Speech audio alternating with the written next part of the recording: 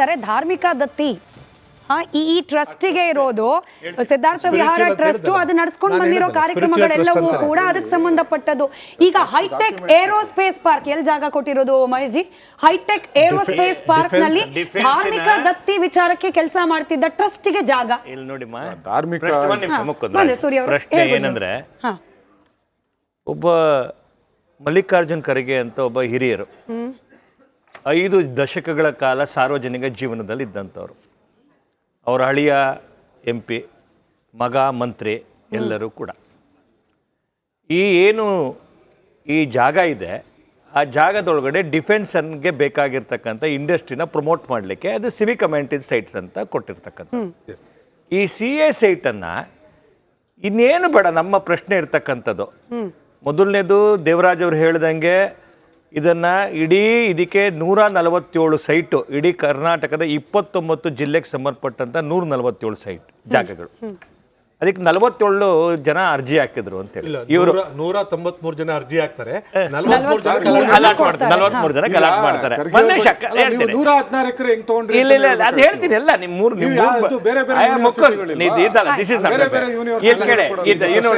ಪ್ರಶ್ನೆ ಉತ್ತರ. ಮೊದಲನೇದು ಒಂದು ಸ್ಪಿರಿಚುವಲ್, ಅದು ಹೇಳ್ತೀನಿ ಇದಾಗಲ್ಲ. ಇಲ್ಲಿ ಕಡೆ ಸ್ಪಿರಿಚುವಲ್ ಅವ್ರ ಬಗ್ಗೆ ಇಲ್ಲಿ ಕೇಳೋಣ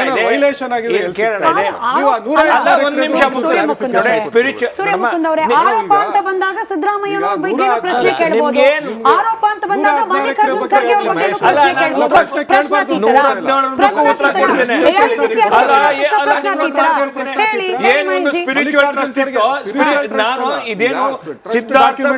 ಸಿದ್ಧಾರ್ಥ ವಿಹಾರ ಏನು ಅಲ್ಲಿ ಕಲಬುರಗಿಲಿ ಮಾಡಿದ್ದಾರೆ, ಅದನ್ನ ನೋಡ್ಕೊಳ್ತಕ್ಕಂಥ ಒಂದು ಫ್ಯಾಮಿಲಿ ಟ್ರಸ್ಟ್ ಮಾಡಿರ್ತಕ್ಕಂಥದ್ದು. ಇವರು ಏನು ರಾಹುಲ್ ಖರ್ಗೆ ಅವರು ಗೊತ್ತಿಲ್ಲ ಈ ಒಂದು ಇದರಲ್ಲಿ ಹೇಗೆ ಎಕ್ಸ್ಪರ್ಟೈಸ್ ಆದ್ರು ಅಂತೇಳಿ.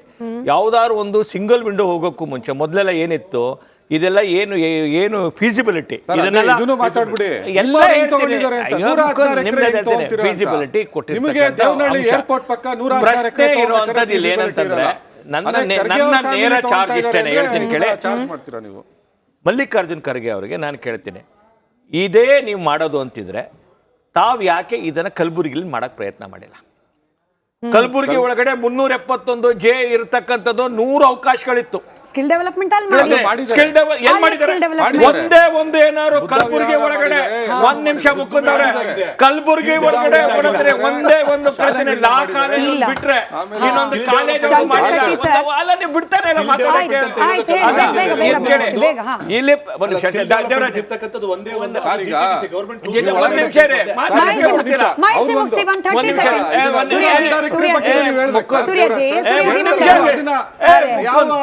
ಕ್ಯಾಟಗರಿನಲ್ಲಿ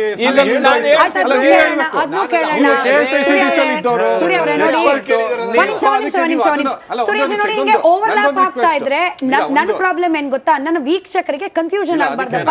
ನೀವ್ ಏನಾದ್ರೂ ಹೇಳಿ, ನಿಮ್ ಸಮಯದಲ್ಲಿ ಮಾತಾಡಿ, ಏನಾದ್ರೂ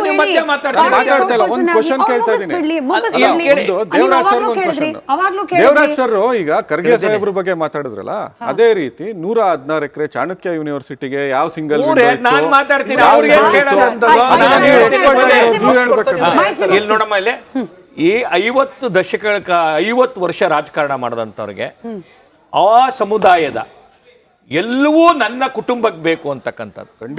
ರಾಜ್ಯಸಭಾನು ನನಗೆ ಬೇಕು, ಪಾರ್ಲಿಮೆಂಟು ನನಗೆ ಬೇಕು, ಎಲ್ಲ ಮಂತ್ರಿನೂ ನಾವು ಬೇಕು ಅನ್ನೋದು ಈ ಜಾಗವನ್ನ 50 ನಮ್ಮ ದಲಿತ ಬಂಧುಗಳಿಗೆ, ಈ 5 ಎಕರೆ ಏನ್ ಜಾಗ ಇದೆ, 50 ಈ ರಾಜ್ಯದಲ್ಲಿ ಇರ್ತಕ್ಕಂಥ ವಿದ್ಯಾವಂತ ದಲಿತ ಬಂಧುಗಳಿಗೆ ಇವತ್ತು ಹಂಚಿದ್ರೆ ಅವರೊಬ್ರು ನಾಯಕರಾಗಿ ಇರ್ತಿದ್ರು. ನಮ್ಮ ಸ್ವಾರ್ಥಕ್ಕೋಸ್ಕರ ಒಂದು ಕುಟುಂಬದ ಅಧಿಕಾರ ದಾಹದ ಜೊತೆಗೆ ಈ ಆಸ್ತಿ ಮಾಡಬೇಕು ಅಂತ ದಾಹ ಇದೆಯಲ್ಲ. 18 ನಿಮಿಷ ಆಯ್ತು. ಶಂಕರ್ ಶೆಟ್ಟಿ ಸರ್ ಅತ್ಯಂತ ತಾಳ್ಮೆ ಪ್ರದರ್ಶನ ಮಾಡ್ಕೊಂಡು ಕೂತಿದ್ದಾರೆ. ಪ್ರಶ್ನೆ ಕೇಳಲೇಬೇಕು. MB ಪಾಟೀಲ್ ಸಾಹೇಬ್ರು ಮತ್ತೊಂದು ಮಾತು ಹೇಳ್ತಾರೆ, ಕ್ವಾಲಿಫಿಕೇಶನ್ ಅಡಿಯಲ್ಲಿ ನಾವು ಗಮನಿಸಿದ್ರು ಕೂಡ ಮೆರಿಟ್ ಅಲ್ಲಿ ಅವ್ರಿಗೆ ಈ ಸೈಟ್ ಕೊಡೋಕೆ ಅಂದ್ರೆ ಈ ಜಾಗ ಕೊಡ್ಲಿಕ್ಕೆ ಅವಕಾಶಗಳಿತ್ತು ಅಂತ ಹೇಳಿ ರಾಹುಲ್ ಖರ್ಗೆ ಅವ್ರಿಗೆ. ಬಟ್ ಇದು SC ರಿಸರ್ವೇಶನ್ ನಲ್ಲಿ ಸಿಕ್ಕಿರುವಂತ ಜಾಗ, SC ಸಮುದಾಯದಲ್ಲಿ ಇವ್ರಕ್ಕಿಂತ ಕ್ವಾಲಿಫೈಡ್ ಇದ್ದಾರಾ ಇಲ್ವಾ, ಅದಕ್ಕೆ ಏನು ತಪಾಸಣೆ ಆಯ್ತು, ಅದಕ್ಕೆ ಏನು ಮಾನದಂಡ ಫಿಕ್ಸ್ ಮಾಡಲಾಗಿತ್ತು, ಹೆಂಗ್ ಪರೀಕ್ಷೆ ಮಾಡಲಾಯ್ತು, ಅದನ್ನ ಹೇಳಲೇ ಇಲ್ಲ ಅವರು. ಇದು ಎಲ್ಲ ಉಂಟಲ್ಲ, ಸ್ಮಿತಾ ಅವರೇ, ಇದೆಲ್ಲ ದ್ವೇಷ ರಾಜಕಾರಣದ ಪರಿಣಾಮಗಳು, ಸತ್ಯ ಹೇಳ್ಬೇಕಂತೀನಿ. ಆ ಪಕ್ಷ ಆಗಲಿ ಈ ಪಕ್ಷ ಆಗಲಿ, ಇವರು ಅವರನ್ನು ಇತ್ತೀಚೆಗೆ ಇರಲಿಲ್ಲ, ಇತ್ತೀಚೆಗೆ ಶುರುವಾಯ್ತಿದ್ದು ದ್ವೇಷ ರಾಜಕಾರಣ ಅಂತ. ಆ ಪಕ್ಷದವರು ಇವ್ರ ಮೇಲೆ ಎಲಿಗೇಷನ್ದು, ಈ ಪಕ್ಷದವರು ಆ್ಯಕ್ಚುಲಿ ಇಲೆಕ್ಷನ್ ಹತ್ತಿರ ಬರುವಾಗ ನಡೀತಾ ಇತ್ತು. ಲಾಸ್ಟ್ ಟೈಮ್ ಇವ್ರದ್ದು ಗೌರ್ಮೆಂಟ್ ಇರುವಾಗ, ಇಲೆಕ್ಷನ್ ಹತ್ತಿರ ಲಾಸ್ಟ್ 1.5 ಇರುವಾಗ 1.5 ಇಯರ್ಸ್ಗೆ ಆಪಾದನೆ ಹಾಕೋದು, ಅವರು 40% ಕಮಿಷನ್ ಅಂತ ಹೇಳೋದು, ಅದು ಇದು ಅಂತೆಲ್ಲ ಆಯಿತು. ಈಗಲ್ಲ, ಇಲೆಕ್ಷನ್ ಮುಗ್ದದ್ದೇ 1.25 ವರ್ಷ ಆದದ್ದು, ಇನ್ನು 3.25 ವರ್ಷ ಏನೇನು ನಡೀತಾ ಅಂತ. ನಮಗೆ ಆ್ಯಕ್ಚುಲಿ ಲಾಸ್ಟ್ ಇಲೆಕ್ಷನ್ ರಿಸಲ್ಟ್ ಬಂದಾಗ ಏನೋ ಒಂದು ಸುಭದ್ರ ಸರ್ಕಾರಕ್ಕೆ 136 ಮೆಜಾರಿಟಿ ಕೊಟ್ಟಿದ್ದಾರೆ. ಈ ಸಲ ಏನು ಪಕ್ಷಾಂತರ ಇಲ್ಲ, ಸರ್ಕಾರ ಸುಭದ್ರವಾಗಿರ್ತದೆ, ಏನು ಗ್ಯಾರಂಟಿ ಇಂಪ್ಲಿಮೆಂಟ್, ನಮಗೆ ತಲೆ ಬಿಸಿದ್ದದು ನಮ್ಮ ಪ್ರಜೆಗಳಿಗೆ. ಈ ಗ್ಯಾರಂಟಿಯನ್ನು ಹೇಗೆ ಇಂಪ್ಲಿಮೆಂಟ್ ಮಾಡ್ತಾರಪ್ಪ ಅಂತ. ಇದು ಸಾಧ್ಯನಾ ಅಂತ 55,000 ಎಕ್ಸ್ಟ್ರಾ ಬರ್ಡನ್ ತಗೊಂಡು ಇದನ್ನು ಇಲ್ಲಿ ತನಕ 5 ವರ್ಷದಲ್ಲಿ ಮುಂದಿಸ್ರಿ ಸರ್. ಬಟ್ ಅನವಶ್ಯ ಇದೇನು ಗೊತ್ತಾ, ದುರ್ದರ್ಶವಾದ ರಾಜ್ಯದ ಯಾವುದೇ ಅಭಿವೃದ್ಧಿ ಕಾರ್ಯಗಳು ನಡೆದಿಲ್ಲ, ಅರ್ಥ ಆಯ್ತಲ್ಲ. ಇಂಥ ಸಂದರ್ಭದಲ್ಲಿ ಈ ಸಣ್ಣ ಪುಟ್ಟ ವಿಷಯಗಳು, ಸಣ್ಣ ಪುಟ್ಟ ಅಲ್ಲಾಗಿರೋಕ್ಕೆ ಏನು ಅವ್ರಿಗೆ ಇವ್ರು ಬೈಯೋದು, ಇವ್ರಿಗೆ ಇವ್ರು ಬೈಯೋದು, ಎಂತ ಅರ್ಥ ಉಂಟಾ? ಈಗ ಇದರಲ್ಲಿ ಏನು ಗೊತ್ತಾ, ಇದು ಈಗ ಖರ್ಗೆ ಅವರ ಫ್ಯಾಮಿಲಿ ಕೊಟ್ಟಿದ್ರೆ ಇಶ್ಯೂ ಅಂತ ಆಯ್ತು. ಈಗ ಬೇರೆಯವರು ಕೊಟ್ಟಿದ್ರೆ ಇಶ್ಯೂ ಆಗಿಲ್ಲ ನೋಡಿ. ಇದು ಆದದ್ದೇ ಮೊನ್ನೆ March 24 MB Patil has allotted it actually, ಅರ್ಥ ಆಯ್ತಲ್ಲ, as a industry minister. Actually ಇದೀಗ ಟ್ರಸ್ಟಿ ಆವಾಗಲೂ ಫಾರ್ಮೇಷನ್ ಉಂಟಲ್ಲ, ನಾನೊಂದು ಟ್ರಸ್ಟ್ ಚೇರ್ಮನ್, ನನ್ನೊಂದು ಎಜುಕೇಷನ್ ಆ್ಯಂಡ್ ಚಾರಿಟೇಬಲ್ ಟ್ರಸ್ಟ್ ಅಂತ ಉಂಟು. ಆ್ಯಕ್ಚುಲಿ ಆಬ್ಜೆಕ್ಟಿವ್ಸ್ ಪರ್ಪಸಸ್ ಅಂತ ಇದ್ರೆ ಅದ್ರ ಬಗ್ಗೆ ದೇವರಾಜ್ ಅವರಿಗೆ ಗೊತ್ತಿಲ್ಲ. ಇದೇನು ಗೊತ್ತಾ, ಪ್ರಾಜೆಕ್ಟ್ ರಿಪೋರ್ಟ್ ಕೊಡಲೇಬೇಕು ಇವರು. ಯಾವುದೇ ಪ್ರಾಜೆಕ್ಟ್ ಕೊಡದೆ ಪ್ರಾಜೆಕ್ಟ್ ರಿಪೋರ್ಟ್ KED ಬಂದು ಅಲಾಟ್ಮೆಂಟ್ ಆಗೋದಿಲ್ಲ, ಅರ್ಥ ಆಯ್ತಲ್ಲ. ಸೊ ಇದರಲ್ಲಿ ನನಗೆ ಸ್ಪಿರಿಚುವಲ್ಗೆ ನೀವು ಹೇಳಿದಾಗ ಕರೆಕ್ಟ್, ಅಲ್ಲೇ ಬೇಕು. It is very costless area. Among the KED allot, this is the most costless area. ಅಲ್ಲಿ ಏನೆಲ್ಲ ಡಿಮಾಂಡ್ ಕೊಡ್ತು, ನಾನೇ ಅದರಲ್ಲಿ ನಂಗೆ ಗೊತ್ತ, ನನ್ನ friends highest everybody demands in that area. ಅದು one of the costless area. ಇದು ಖರ್ಗೆ ಅವ್ರಿಗೆ ಕೊಡುವಾಗ, ಬೇರೆಯವ್ರಿಗೆ ಕೊಟ್ಟಿದ್ರೆ ಕೊಡುವ ಟೈಮಲ್ಲಿ ಸ್ವಲ್ಪ ವಯಲೇಷನ್ ಮಾಡಿ, ಖರ್ಗೆ ಅವ್ರಿಗೆ ಕೊಡುವ ನನ್ನ ಪ್ರಕಾರ ಎಲ್ಲ ಸಿಸ್ಟಮ್ಸ್ ಫಾಲೋ ಮಾಡಿದ್ದಾರೆ ಅಂತ ಅರ್ಥ. ಇಲ್ಲದ್ರೆ ಯಾಕೆ ಹೋದಾಗ ಎದ್ದು ಕಾಣ್ತಾರೆ. Kharge is the national president of the AICC national ಪಾರ್ಟಿದು, more as the leader opposition. ಇಷ್ಟೆಲ್ಲ ಅವರು ಇರುವಾಗ ಅವ್ರು ಆದ್ಮೇಲೆ ಕೊಟ್ಟದ್ದು. ಅಂಥ ಟೈಮಲ್ಲಿ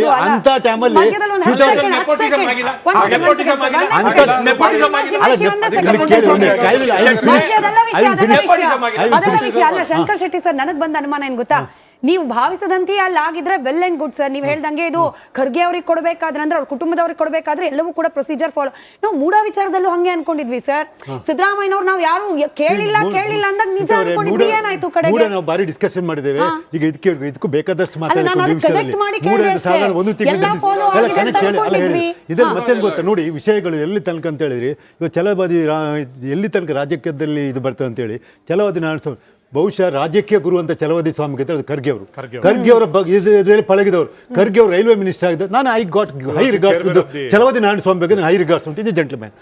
ಅವರು ರೈಲ್ವೆ ಮಿನಿಸ್ಟರ್ ಇರುವಾಗ ಇದು all over India food committee chairman ಮಾಡಿದ್ದಾರೆ ರೈಲ್ವೇಸ್ಗೆ. ಅಂತ ಯಾವುದೋ ಒಂದು ಕಾರಣನೂ ಗೊತ್ತು ನನಗೆ. ದೇವನಹಳ್ಳಿಯಲ್ಲಿ ಇವರಿಗೆ ಲಾಸ್ಟ್ 2008 ಟಿಕೆಟ್ ಕೊಡಲಿಲ್ಲ ಅಂತ ಪಕ್ಷ ಬಿಟ್ಟು ಬಂದವರು. ಬಟ್ BJPಗೆ ಹೋದು, BJP ಅವರು ಒಳ್ಳೆ ರೀತಿಯಲ್ಲಿ, ಯಾಕಂದ್ರೆ ಒಂದು ದಲಿತ ನಾಯಕ, ಅಲ್ಲಿ ಶಾರ್ಟೇಜ್ ಆಫ್ ದಲಿತ ನಾಯಕರದ್ದು ಒಳ್ಳೆ ಪೊಸಿಷನ್ ಕೊಟ್ಟರು. ಈ ವಾಸ್ ಇನ್ ಹೈ ಲೆವೆಲ್. ನಾವು ಒಂದು ಅಷ್ಟು ಪಕ್ಕ ಶಾರ್ಟ್ ಪೀರಿಯಡ್, ಪಾಪ ನಮ್ಮ ಮಹೇಶ್ ಅಂತ ಎಷ್ಟು ವರ್ಷ ಛಲವಾದಿ ನಾರಾಯಣ ಸ್ವಾಮಿ ಅವರು 5-6ನೇ ವರ್ಷದಲ್ಲಿ ಒಂದು ಅಪೋಸಿಷನ್ ಲೀಡರ್ ಆಗಿಬಿಡ್ತಾರೆ, ಲೆಕ್ಕ ಹಾಕೊಳ್ಳಿ. ಇವತ್ತು ಅವರೇ ರಾಜ್ಯಪಾಲರಿಗೆ ದೂರು ಕೊಡ್ತಾರೆ ಖರ್ಗೆ ಮಗನ ಮೇಲೆ ಅಂತ, ಯಾಕೆ ಮಿನಿಸ್ಟರ್ ಇದ್ದಾರಂತ. ಇದ್ರಲ್ಲಿ ಮೋರಬಾಲಿಗೆ ರಾಹುಲ್ ಖರ್ಗೆ ಯಾಕೆ ಅಂತ ಹೇಳಿದ್ರೆ ಗೊತ್ತಿಲ್ಲ. ಈಸ್ ಎ ಚೇರ್ಮನ್ ಅವರಲ್ಲ, it is a founder. Kharge ಅವರು is a founder. As per my knowledge Radhakrishnan ಅವ್ರ son in law is the secretary. ಯಾವುದೇ ಕರೆಸ್ಪಾಂಡೆನ್ಸ್ ಇರಲಿ ಟ್ರಸ್ಟ್, ನಂಗೆ ಗೊತ್ತಲ್ಲ, correspondence will taken place with the secretary. ಅದು ಗೊತ್ತಲ್ಲ, secretary is very important person in the trust actually, ಅರ್ಥ ಆಯ್ತಲ್ಲ. ಈಗ ರಾಹುಲ್ ಖರ್ಗೆ ಹೆಸರು ಅಂತ ಹೇಳ್ತೀರಿ ನೀವು, ಆ್ಯಕ್ಚುಲಿ ಅದು ಹೇಗೆ ಅದೇ ಹೆಸರು ಖರ್ಗೆ. ಮತ್ತು ಆ ಟ್ರಸ್ಟಲ್ಲಿ ಮೆಂಬರ್ಸ್ ಇರೋ ಯಾರು ಗೊತ್ತಾ, ಮಲ್ಲಿಕಾರ್ಜುನ ಖರ್ಗೆ ಅವರು, ಮಲ್ಲಿಕಾರ್ಜುನ ಖರ್ಗೆ ಅವ್ರ ಹೆಂಡತಿ, ಒಂದು ಮಗ, ಅಳಿಯ ಮತ್ತು ಸೊಸೆ, ಇವರೆಲ್ಲ ಇಸ್ ಫ್ಯಾಮಿಲಿ ಟ್ರಸ್ಟ್. ಮತ್ತು ಅದನ್ನೀಗ ಅವ್ರು ಯಾವ ಪರ್ಪಸ್ ಯೂಸ್ ಮಾಡ್ತಾರೆ ಅಂತ ಅದೀಗ ನಂಗೂ ಬರೀ ಆಶ್ಚರ್ಯ. ಅವರು ನಿಮ್ಮ ಸ್ಪಿರಿಚುವಲ್ ಇದೆ, ನಿಮ್ಮ ಆಧ್ಯಾತ್ಮಿಕ ಅಂತ ಸ್ಪಿರಿಚುವಲ್ ಟ್ರಸ್ಟ್, ಆದ್ರಿಂದ ಆ ಜಾಗದಲ್ಲಿ ಕೂಡ ಅವಶ್ಯಕತೆ ಇರಲಿಲ್ಲ. ಇದು ನನ್ನ ಅಭಿಪ್ರಾಯ. ಆ ಜಾಗದಲ್ಲಿ ಇಟ್ ಈಸ್ ಮೆನ್ಷನ್ ಅಲ್ಲಿ ಅಂತ ಗೊತ್ತಾ, ಎಂತ ಹೈಟೆಕ್ ಇಂಡಿಯನ್ ಬಂದೇ ಗೊತ್ತಾ. ಮಹೇಶ್ವರಿ ನಾನು ನೋಡಿದ್ದೆ, ಅಲ್ಲಿ ಹೋಗಿದ್ದೆ, ಎಂತೆಂತ ಹೈಟೆಕ್ ಕಂಪನಿ ಗೊತ್ತಾ, ಒಂದು ಕಾಸ್ಟ್ಲಿಯಸ್ KED ಬೇರು, ಅದ್ರಲ್ಲಿ ಸ್ಪಿರಿಚುವಲ್ ಕೊಡುವಂತ ಅವಶ್ಯಕತೆ ಇರಲಿಲ್ಲ. ಬಟ್ MB ಪಾಟೀಲ್ ಎಲ್ಲ ಇತ್ತೀಚೆಗೆ ಆಗ್ತದಲ್ಲ, ಎಲ್ಲ ಪ್ರೊಸೀಜರ್ ಫಾಲೋ ಮಾಡಿ ಕೊಟ್ಟಿರ್ಬೋದು ಅಂತ ನಂಗೆ ಗೊತ್ತಿರ್ತದೆ. ಬಟ್ ಕೊಟ್ಟಿಲ್ಲ ಅಂತ ಹೇಳಿ ಅವ್ರು ಅನುಭವಿಸ್ಬೇಕು. 900 ಪೇಜ್ ಸಿಕ್ಕಿತ್ತು ಮೂಡಾದು. ಈಗ ಸದ್ಯಕ್ಕೆ ಸಿಕ್ಕಿರೋದು ಇದಿಷ್ಟು, ಇನ್ನೇ ಸಿಗುತ್ತೋ ಗೊತ್ತಿಲ್ಲ.